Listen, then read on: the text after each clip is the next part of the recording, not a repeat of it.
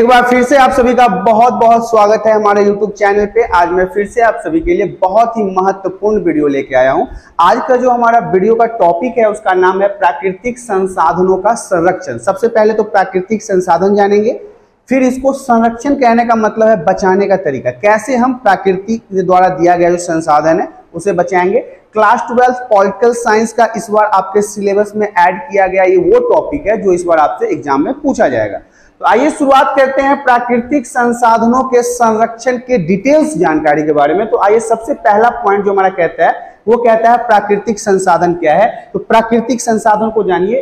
प्राकृतिक संसाधन वो होते हैं जो उपयोगी हो, जो हमारे लिए यूजफुल है, जिससे हम काम लेते हैं और फिर मनुष्य को अपनी जरूरतों को पूरी करने के लिए उपयोगी बनाए जा सकते हैं। या तो हमारे लिए बहुत उपयोगी है या फिर मनुष्य उसे अपने जीवन में उपयोगी बना के यूज करता है, उपयोग करता है। इसके अलावा ऐसे संसाधन जो उपयोग करने के लिए प्रकृति से प्राप्त होते हैं, ये किसी मानव के द्वारा नहीं बनाया गया। अगर मानव के द्वारा बनाया जाएगा तो इसे मानव संसाधन कहा जाएगा, लेकिन ये प्रकृति ने दिया है, वातावरण ने दिया है, इन्वायरमेंट ने दिया है, इसलिए इसे हम प्राकृतिक संसाधन कहते हैं। तो ये क्या कहलाता है? प्राकृतिक संसाधन कहलाते हैं। ये वो होते हैं जो उपयोगी हो या फिर मनुष्य अपनी जरूरत के हिसाब से इसे उपयोगी बना लेता है, और ये जो है वो प्रकृति के द्वारा प्रदान किया जाता है। क्या कहलाता है? प्राकृतिक संसाधन कहलाता है। जिसमें क्या क्या आता है? अगर आपसे एग्जाम्पल के तौर पे पूछा जाए कि बताइए भाई प्राकृतिक संसाधन किसे कहते हैं, तो आप बताएंगे वायु है, पानी, वर्षा, झील, नदियां, कुआं द्वारा मृदा, भूमि, वन इत्यादि शामिल है। ये सारी चीजें जो आप देख रहे हैं ना, ये मानव के द्वारा बनाया गया नहीं है।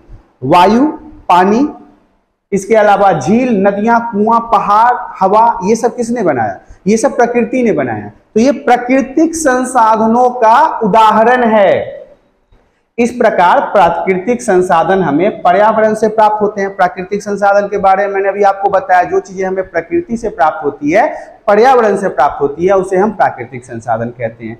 जब मानव जनसंख्या का अर्थात मतलब है आबादी कम थी, जब पहले के समय की अगर बात कर ली जाए, आज से 75-80 साल पहले ही बात कर ले, तो हमारी जनसंख्या आज की तरह 138 करोड़ नहीं थी, बहुत कम जनसंख्या थी। तो कम जनसंख्या होने के कारण पर्यावरण द्वारा दिए गए संसाधनों का उपयोग भी कम होता था। पानी का उपयोग कम होता था, हवा का उपयोग कम होता था, पेट्रोल, तेल, ये सभी चीजें जो प्रकृति के द्वारा प्रदान की गई है, इन सभी चीजों का उपयोग कम होता था। लेकिन जैसे जैसे जनसंख्या बढ़ता गया, संसाधनों के आधार पर भी इसका बोझ बढ़ता गया। अभी के समय में जितनी जनसंख्या तेजी से बढ़ रही है, वैसे वैसे संसाधनों का उपयोग भी तेजी से बढ़ता जा रहा है, और अभी क्या है, पर्यावरण गंभीर रूप से नष्ट होता जा रहा है। पर्यावरण, वनों की कटाई बहुत धड़ल्ले से हो रही है, वनों की कटाई हो रही है, खेती की भूमि बनाई जा रही है, जिससे पर्यावरण कहीं ना कहीं प्रभावित हो रहा है और पर्यावरण नष्ट हो रहा है। तो इस तरह से आपने प्राकृतिक संसाधन को समझा। आगे की स्लाइड में बढ़ते हैं। वन संसाधन संरक्षण। अब वन संसाधन संरक्षण, वन भी जो है वो हमें किसके द्वारा प्राप्त हुआ है? प्रकृति के द्वारा प्राप्त हुआ है। तो इसके संरक्षण कहने का मतलब है कि इसको बचाने के उपाय के बारे में हमें पढ़ना है। आइए हम जानते हैं कि प्राकृतिक वनस्पति अथवा वन प्रकृति संपदा है। वन संसाधन क्या है? जो हमें प्राकृतिक वनस्पति, जो जंगल के माध्यम से पेड़ पौधे, बहुत तरह की चीजें होती है। हम लोग फर्नीचर के लिए लकड़ी का उपयोग करते हैं, जलावन के लिए करते हैं, पेपर बनाने के लिए करते हैं, लुगदी बनाने के लिए करते हैं, रस्सी बनाने के लिए करते हैं। बहुत सारी जरूरतें हैं जो हमारे जंगली लकड़ियों से पूरी होती है। अब देखिए, तो ये प्राकृतिक वनस्पति अथवा वन प्रकृति संपदा है, संपत्ति है, जो एक और मानव के अनेक उपयोग में आते हैं। मानव जीवन के लिए ये बहुत उपयोगी हैं, और दूसरी ओर पर्यावरण के संतुलन को बनाए रखने में भी ये सहायक होते हैं। देखिए, प्रकृति के संतुलन बनाए रखने में वन का बहुत अहम रोल है। हम जो हवा सांस के तरफ से लेते हैं, ऑक्सीजन, वो भी कहीं ना कहीं हमें पेड़ पौधों से प्राप्त होता है। प्रकृति का संतुलन कहने का मतलब है वर्षा, धूप, पानी, जल, सुखाव, ये सब जो क्या है, ये एक प्रकार से पृथ्वी का संतुलन बनाए रखने में पेड़ पौधे की अहम हिस्सेदारी है। आजकल आपने देखा होगा कि बारिश कहीं पे बहुत ज्यादा हो रही है, कहीं पे बहुत ज्यादा कम हो रही है। क्यों? क्योंकि पर्यावरण में संतुलन ही नहीं है, प्रकृति असंतुलित हो रही है, क्योंकि इतनी तीव्र गति से वनों का विनाश किया जा रहा है, पेड़ पौधे काटे जा रहे हैं कि पर्यावरण हमारी असंतुलित हो रही है। वनों से अनेक प्रकार की उपयोगी वस्तुएं हमें प्राप्त होती है, जैसे इमारती लकड़ी। इमारती लकड़ी का कहने का मतलब है जिससे हम इमारत, घर के बहुत सारे चीजों का निर्माण करते हैं, बेड, सोफा, बहुत सारी ऐसी चीजें हैं। जलाऊ लकड़ी, जिस जलावन के लिए भी बहुत जगह आज भी लकड़ियों का उपयोग होता है। लकड़ी का कोयला भी बनाया जाता है। इसके अलावा प्लाईवुड, बड़े बड़े शहरों में आपने देखा होगा कि प्लाईवुड की चीजों का सामान बनाया जाता है, तो वो भी लकड़ियों से ही बनता है। बांस, बेत, सेल्यूलोज, पशुओं का चारा, गोंद, रबर, लाख, कत्था, रेशेदार पदार्थ, अनेक प्रकार की औषधियां आदि भी जंगल के पेड़ पौधों से प्राप्त होती है। तो ऐसे में आप समझ सकते हैं ना कि वन संसाधन हमारे मानव जीवन के लिए कितना उपयोगी है। ये कितनी सारी चीजें हमें कई प्रकार से वनों से प्राप्त होती है। आगे की स्लाइड में बढ़ते हैं। आगे का स्लाइड हमारा कहता है वनों के विनाश से होने वाली हानियां। आज के समय में जो जंगलों की कटाई हो रही है, जिस प्रकार से तेजी से जंगलों को नाश किया जा रहा है, उससे किस प्रकार की हानियां हो रही है आज के मानव को, आज के समाज को, उसके बारे में जानते हैं। पारिस्थितिकी असंतुलन उत्पन्न होना, हमें प्रकृति में कई प्रकार से असंतुलन देखने को मिल रहा है। कहीं पे ज्यादा वर्षा, कहीं पे कम वर्षा, कहीं पे ज्यादा धूप, कहीं पे कम धूप, कहीं पे सूखा है, कहीं पे बाढ़ है। तो इस तरह की असंतुलन क्यों हो रही है? क्योंकि जंगलों की बहुत ज्यादा कटाई हो रही है। वायुमंडल में नमी धारण करने की क्षमता में कमी, वायुमंडल में गर्मी बढ़ती जा रही है। अब नमी धारण नहीं हो रहा वातावरण में, वातावरण पहले से ज्यादा गर्म होती जा रही है। तापमान में वृद्धि हो रहा है। देख रहे होंगे आपको दिन प्रतिदिन हर एक गर्मी में पहले से ज्यादा गर्मी लगता है। वर्षा की कमी हो रही है, बारिश समय पे नहीं हो रहा है। मृदा अपवर्दन में वृद्धि, अपवर्दन का मतलब है कि मिट्टी का कटाव। अक्सर आपने देखा होगा कि जहां पे बाढ़ वगैरह आता है वहां पे मिट्टी कट के पानी में मिलके दूसरे जगह तक चला जाता है। तो ये भी एक कारण है यहाँ पे वनों के विनाश होने के कारण। बाढ़ के प्रकोप में वृद्धि, जगह जगह पर। अभी आपने हाल में देखा आसाम का क्या स्थिति था, केरल का क्या स्थिति था, मुंबई का क्या स्थिति था। बाढ़ जैसी स्थिति हो गई थी अधिक बारिश होने के कारण। और दूसरी तरफ आप दिल्ली की बात कर ले तो दिल्ली में बारिश ही नहीं हुई, बिल्कुल सूखा का सूखा रह गया। तो ये असंतुलन है कहीं ना कहीं पर्यावरण का। पर्यावरण प्रदूषण में वृद्धि, वनों की कटाई से हमारा जो हवा है, गैस है, वो भी धीरे धीरे प्रदूषित होता जा रहा है। उसके अंदर बहुत तरह की बीमारियां आ रही है। हमारा पर्यावरण पहले से ज्यादा प्रदूषित होता जा रहा है सिर्फ और सिर्फ वनों की अधिक कटाई करने के कारण। भूमि की उर्वरता में कमी, जो खेती वाली जमीनें हैं उसके उपजाने की क्षमता में भी कमी आ रही है। अब पहले की तरह वहां से फसल नहीं उगाया जा पा रहा है। अब वो उनकी उर्वरता क्षमता जो है, फसल उगाने की जो क्षमता है, पैदावार करने की जो क्षमता है, उसमें कमी आ रही है। वन्य जीव जंतु की प्रजातियों का नष्ट होना, धीरे धीरे जंगल कटाई किया जा रहा है, इतने सारे लंबे लंबे जंगलों को काटा जा रहा है। तो ऐसे में क्या है, जो जीव जंतु जंगल में रहते हैं वो कहां जाएंगे? वो अब आपके घर में तो आके रह नहीं सकते। में जो जीव जंतु रहते हैं उनके घर अगर आप छीन लेंगे तो वो कहां जाएंगे? उनका घर दिन प्रतिदिन जंगलों की कटाई से छीनता जा रहा है। तो ऐसे में अब उनका जो प्रजाति है, जो उनके जीवन जीने का ढंग है, वो धीरे धीरे नष्ट होता जा रहा है। तो ये सारे कुछ पॉइंट्स हैं जो वनों के विनाश के कारण उत्पन्न हो रहा है। आगे की स्लाइड में बढ़ते हैं। वन संरक्षण के उपाय, अगर आप वन को संरक्षित करना चाहते हैं तो उसके उपाय क्या क्या हो सकते हैं? अब वन को बचाने के उपाय के बारे में जानते हैं। वन संरक्षण आज विश्व की प्राथमिक आवश्यकता है। पूरे भारत की बात नहीं कर रहा हूं, पूरे विश्व की बात कर रहा हूं। और पूरे विश्व में आज सबसे जरूरी कोई चीज है तो वनों को संरक्षण देना है, वनों को बचाना है, जंगलों को बचाना है। क्योंकि उपजाऊ मिट्टी का कटाव, भयंकर भूस्खलन, प्रलयकारी बाढ़, अफवाह, सूखे, वर्षा में कमी, पर्यावरण प्रदूषण से आज सभी तरह से, आज के समय में ये सिर्फ और सिर्फ भारत की बात नहीं है, पूरे विश्व में क्या क्या हो रहा है, तो भयंकर भूस्खलन हो रहा है, मिट्टी की कटाई हो रही है। ये प्रलयकारी जो है बारिश है, सूखा है, जो प्रलय की तरह आता है और लंबे लंबे समय में लंबे लंबे किसानों को या लंबे लंबे जमीनों को बर्बाद करके चला जाता है। सूखा तो है ही, वर्षा में कमी है, और पर्यावरण प्रदूषण आज सबसे बड़ा सरदर्द बन गया है हमारे जीवन में। तो ये ऐसी चीजें है ना जिससे आज सिर्फ और सिर्फ भारत नहीं, पूरा विश्व त्रस्त है, मतलब परेशान है, जो वन उन्मूलन का परिणाम है, जो वन के कमी के कारण आज हम सभी को देखने को मिल रहा है। इस दिशा में सभी प्रयत्नशील है। आज के समय में भारत ही नहीं, पूरा विश्व जो है वो वन संरक्षण के लिए प्रयत्नशील है। किंतु वन निरंतर कटते जा रहे हैं। ऐसा माना जाता है कि सभी लोग वनों को संरक्षित करना चाहते हैं, लेकिन फिर भी वनों की कटाई बहुत तेजी से हो रही है। उनका संरक्षण अति आवश्यक है। इसके लिए नियोजित प्रयास न केवल सरकारी स्तर पर अपितु सामाजिक तथा व्यक्तिगत स्तर पर भी करना चाहिए। देखिए, बहुत अच्छी बात कही गई है कि ये जिम्मेदारी सिर्फ और सिर्फ भारत सरकार की नहीं है या फिर विश्व के अंदर कहीं भी है, तो ये जिम्मेदारी जो है केवल सरकार की नहीं है, ये इंसान की जिम्मेदारी है। व्यक्तिगत जिम्मेदारी समझ के यदि आप इसके ऊपर काम करेंगे, आप खुद वनों को रक्षित करना सोचेंगे या वनों को नहीं काटेंगे, तो इससे हमारा जीवन जो है बेहतर हो सकता है और वनों का रक्षा हो सकता है। आगे की स्लाइड में बढ़ते हैं। आगे का स्लाइड हमारा कहता है वनों को आग से बचाना। आज के समय में सबसे बड़ा प्रॉब्लम हो चुका है कि बड़े बड़े जंगलों में आग लग जाती है और लाखों लाख पेड़ उसमें झुलस के खत्म हो जाते हैं।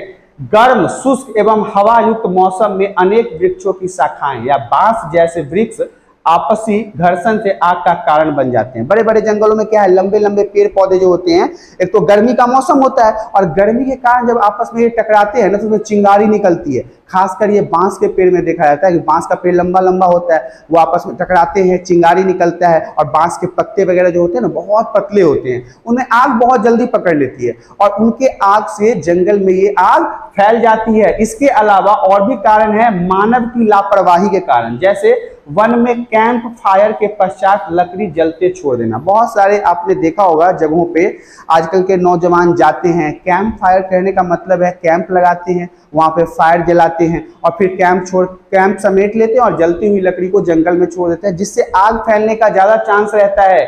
इसके अलावा जलती तिली या सिगरेट या फिर अन्य किसी जलती हुई चीजों को यदि आप जानबूझकर जंगलों में फेंक देते हैं, तो इससे वृक्ष का जलना शुरू हो जाता है और जंगलों में आग पकड़ लेता है। अगर ऐसी गलती ना की जाए तो जंगलों को सुरक्षित रखा जा सकता है।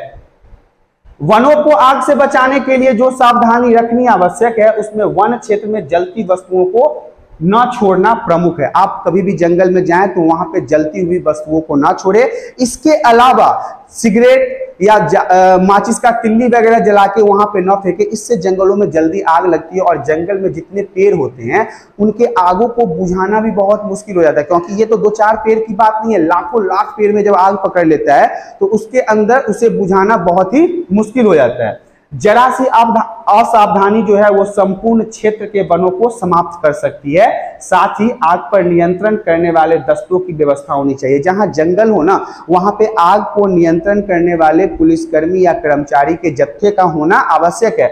या दूसरी भाषा में हम आपको समझाएं तो आग को बुझाने के लिए वहां पे ना हेलीकॉप्टर वगैरह से छिड़काव किया जाता है पानी का। जंगलों में ऊपर से हेलीकॉप्टर के माध्यम से पानी का छिड़काव किया जाता है, जिससे आग को जल्दी से जल्दी बुझाया जा सके। तो ये वनों का आग से बचाव के बारे में जानकारी था।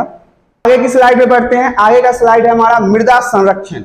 मृदा का मतलब मिट्टी होता है। सबसे पहले समझ लीजिए कि मृदा क्या है। तो पृथ्वी पर जीवन के लिए मिट्टी बहुत ही उपयोगी होता है। अक्सर लोग कहते हैं ना कि हमारे लिए क्या जरूरी है, हमारे लिए खाना जरूरी है, हवा जरूरी है, मकान जरूरी है। नहीं, जितनी जरूरी आपके लिए पानी और हवा है ना, उससे ज्यादा कहीं जरूरी आपके लिए मृदा है, मिट्टी है। मिट्टी का निर्माण खनिज पदार्थ, कार्बनिक पदार्थ एवं वायु के माध्यम से होता है। देखिए, मिट्टी का निर्माण किन किन चीजों से होता है, तो खनिज पदार्थ, कार्बनिक पदार्थ और वायु के माध्यम से होता है, जिसमें पेड़ पौधे का विकास होता है। मिट्टी से क्या होता है, पेड़ पौधे का विकास होता है। जिस प्रकार पृथ्वी पर जीवन के लिए पानी की आवश्यकता है, पृथ्वी पर आप जीना चाहते हैं तो आपको सबसे ज्यादा किस चीज की आवश्यकता लगती है, पानी की आवश्यकता लगती है। उसी प्रकार मिट्टी की भी आवश्यकता है आपके जीवन में। यदि मिट्टी नहीं होगा तो आपके जीवन में कहीं ना कहीं पानी की भी कमी हो जाएगी और जिस वायु को लेके आप जीते हैं उसकी भी कमी हो जाएगी। मिट्टी में सैकड़ों जीव जंतु पनपते हैं जो पृथ्वी के वातावरण को शुद्ध रखने के लिए उत्तरदायी होते हैं। देखिए, मिट्टी में बहुत सारे ऐसे जीव जंतु जन्म लेते हैं जो हमारे प्रकृति के वैसे गैस को अवशोषित कर लेते हैं जो मानव जाति के लिए हानिकारक होता है। इससे क्या होता है, पृथ्वी का संतुलन बना रहता है। पृथ्वी का संतुलन बने रहने से पृथ्वी सही तरीके से काम कर रहा है, मानव जाति सही चल रही है, जंगल सही चल रहा है, वातावरण सही चल रहा है। तो इसके लिए संतुलन होना जरूरी है। आगे की स्लाइड में बढ़ते हैं। आगे का स्लाइड हमारा कहता है मृदा अपवर्तन के अनेक प्रकार होता है। जो मिट्टी का अपवर्तन खराब करने का जो तरीका या फिर जो कटाव है उसके कई प्रकार है। वो प्रकार देखिए, सामान्य मृदा अपवर्तन जो बहुत लॉन्ग टाइम तक चलता है, इसमें बहुत धीरे धीरे मिट्टी का क्षय होता है। जलीय मृदा अपवर्तन, जिसमें पानी में मिट्टी का कटाव हो जाता है। वायु द्वारा मृदा अपवर्तन, धूल वगैरह के माध्यम से भी कई बार आप देखेंगे मिट्टी का क्षति होता है। मृदा अपवर्तन, ये जो 4 प्रकार है, इसको अब हम आपको डिटेल्स में समझाते हैं। आगे की स्लाइड में सबसे पहले हमारा है सामान्य मृदा अपवर्तन। तो सामान्य मृदा अपवर्तन एक धीमी गति से चलने वाली प्राकृतिक क्रिया है। ये क्या होता है, इसमें अपवर्तन तो होता है लेकिन बहुत धीमे गति से होता है और प्राकृतिक तरीके से होता है, जिसमें मृदा का नवीनीकरण होता रहता है, फिर से मिट्टी दोबारा बनती रहती है तथा मृदा स्थानांतरित होती रहती है, एक जगह से दूसरे जगह तक मिट्टी बहती रहती है, दहती रहती है। इससे मृदा की हानि अधिक नहीं होती। यहाँ पे सबसे अच्छी बात है कि सामान्य मृदा अपवर्तन में मिट्टी की जो हानि है ना वो ज्यादा नहीं होती है। यह अनादिकाल से चली आ रही प्रक्रिया है जिससे कि मृदा का निर्माण हुआ। ये आज से नहीं, सबसे पहले तो मैं बता दूं कि मिट्टी के बनने में लाखों करोड़ों वर्ष लग जाते हैं। तो ये अनादिकाल कहने का मतलब है बहुत पहले से बनता चला आ रहा है, जिसके कारण मृदा का निर्माण हुआ है। दूसरा है जलीय मृदा अपवर्तन। जलीय मृदा अपवर्तन का जल द्वारा मिट्टी का काटना और बहाना सर्वाधिक विनाशकारी है। अक्सर बाढ़ वगैरह में आपको ये देखने को मिलता है कि मिट्टी पानी के माध्यम से कट जाता है और यह विनाशकारी है। विश्व के अनेक भागों में इसके द्वारा भूमि विनाश होता जा रहा है। आज के समय में अगर पूरे विश्व की बात कर ले जाए तो बहुत जगह ऐसे जगह हैं जहां पे पानी के द्वारा मिट्टी के काटने से मिट्टी का विनाश हो रहा है। भारत के अनेक क्षेत्र जलीय अपवर्तन द्वारा नष्ट होता जा रहा है। जहां जहां भारत में बाढ़ आता है, बहुत ऐसे राज्य हैं भारत में अभी के समय भी जहां पे बाढ़ आता है और बाढ़ आने के कारण यहाँ की मिट्टी जो है वो खराब हो जाती है, बह जाती है, खत्म हो जाती है। आगे के स्लाइड में बढ़ना चाहेंगे। वायु द्वारा मृदा अपवर्तन, जो हवा है ना उसके द्वारा किस तरह से मिट्टी बर्बाद होता है। तो वायु द्वारा मृदा अपवर्तन शुष्क, वनस्पति रहित एवं असंगठित क्षेत्रों में होता है। तीव्र प्रवाहित वायु मतलब बहुत तेज जो हवा बहता है उसके माध्यम से क्या होता है, मिट्टी जो है ना वो हवा में बहने लगता है, धूल बन जाता है। इससे क्या होता है, ये एक स्थान से मृदा को प्रवाहित कर दूसरे स्थान पर जमा कर देती है। अब मान लीजिए यहाँ से बहुत तेज हवा बहा तो यहाँ से मिट्टी को उड़ाएगा, अब वहां जाके छोड़ देगा जहाँ पे हवा की मात्रा कम हो जाएगी या हवा धीमी हो जाएगी। अब क्या होता है, इससे उस स्थान की हानि अधिक होती है जहां से अपवर्तन होता है, क्योंकि यह क्रम निरंतर चलता रहता है जो मृदा विनाश का कारण होता है। भूमि की उपजाऊ परत इसके द्वारा समाप्त हो जाती है। मिट्टी जो होता है, जो भूमि होता है उसका ऊपरी परत जो होता है वो खेती बाड़ी के लिए होता है, बहुत ही उपजाऊ होता है। ऐसे में तेज हवा बहेगा तो उसका ऊपरी परत जो है वो तो बह जाएगा, हवा में उड़ जाएगा, तो इससे उपजाऊ क्षमता में तो कमी आती ही है, साथ ही साथ उस जगह का भी नुकसान होता है जहां से मिट्टी कट के दूसरे जगह पे चली जाती है। त्वरित मृदा अपवर्तन क्या है, तो देखिए त्वरित मृदा अपवर्तन कोई पृथक प्रकार नहीं अपितु उपयुक्त प्रकारों की तीव्र गति से होना है। मतलब ये कोई अलग प्रकार नहीं है, ये कोई अपना तरीका नहीं है। अभी तक जो आपने 3 तरीकों को पढ़ा है उसी की तेज तरीके को कहते हैं। मतलब इन तीनों तरीकों को अगर तेज से होना शुरू हो जाए तो इसे हम क्या कहते हैं, त्वरित मृदा अपवर्तन। अगर वायु द्वारा ही बहुत तेजी से अगर मिट्टी को उड़ाया जाने लगा या फिर पानी के द्वारा उसका कटाव तेज हो गया बहुत तेज, तो उसे क्या कहते हैं, त्वरित मृदा अपवर्तन कहते हैं। वनस्पति विहीन प्रदेशों में तथा उनके मानवीय क्रियाओं द्वारा मृदा अपवर्तन में तीव्रता आती है। देखिए जहां पे वनस्पति नहीं है, पेड़ पौधे नहीं है, वहां पे ज्यादा हमें मिट्टी का अपवर्तन देखने को मिलता है, क्योंकि वहां पे मिट्टी का कटाव या बहाव या वायु के द्वारा उसकी हानि बहुत ज्यादा होती है। मानवीय या कृत्रिम मृदा अपवर्तन है जो मृदा विनाश का सबसे प्रमुख कारण है। देखिए मानव के द्वारा भी ऐसा नहीं है कि मानव के द्वारा मिट्टी का अपवर्तन नहीं होता है, मानव के द्वारा भी मिट्टी का अपवर्तन होता है, उनके द्वारा भी खराब किया जाता है। कई बार आपने देखा होगा कि मिट्टी को एक जगह से काट कर दूसरे जगह तक भरने का काम किया जाता है, जिससे क्या होता है, उपजाऊ मिट्टी जो होती है वो खराब हो जाती है। तो ये चारों पार्ट थे जिनके माध्यम से प्राकृतिक संसाधन को, यहाँ पे मैं आप सभी को बताना चाहूंगा कि ये जो सारा टॉपिक था वो आपका समाप्त हो चुका है। यदि आपको वीडियो में दिए गए सारे पॉइंट समझ में आते हैं तो आप इस वीडियो को लाइक कर दें। चैनल पे अगर पहली बार आए हैं तो चैनल को सब्सक्राइब कर लें। अब हम आपके साथ फिर रूबरू होंगे अगले टॉपिक में, अगले वीडियो में। तब तक के लिए धन्यवाद।